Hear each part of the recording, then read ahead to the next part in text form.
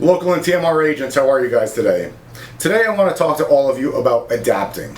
I think it's probably the most crucial conversation that we need to have with all of the changes that we've had to deal with this NAR settlement. I don't need to go into the whole NAR settlement. I believe everyone really understands all of the keys, facets to it, and what's happened to us as agents, what's happened to the industry, what's happened to the public's perception of real estate and how commissions are paid, and really who pays those commissions. Now with this, we're dealing with a lot of different factors. We're dealing with different conversations on listing presentations. We're dealing with different forms and additional conversations with our buyers. We're dealing with possibly uncomfortable conversations with realtors on the other side. We're dealing with have to figure out what seller is willing to pay what before we show a property, or making sure that our best interests are protected when we're showing property. So the way I see this is that we're going to have a lot of people that may simply just give up.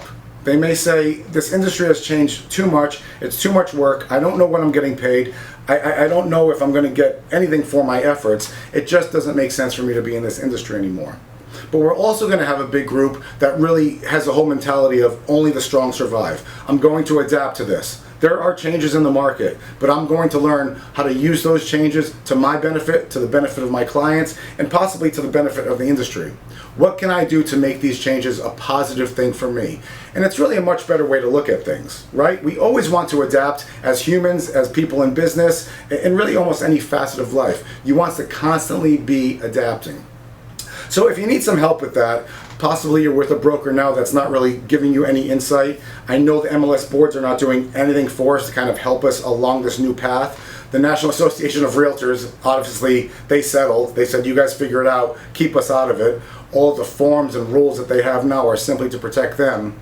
So if you need a broker that's there to really kind of help you along this path, someone that you can reach out to all the time, I am obviously here for all of you. If you're a local agent in the area that possibly doesn't have a broker like that now, please reach out to me today. I love working with all new agents. I love working with seasoned agents. I love being there to be a resource to help all. In this industry, as 1099 employees, we really are independent contractors.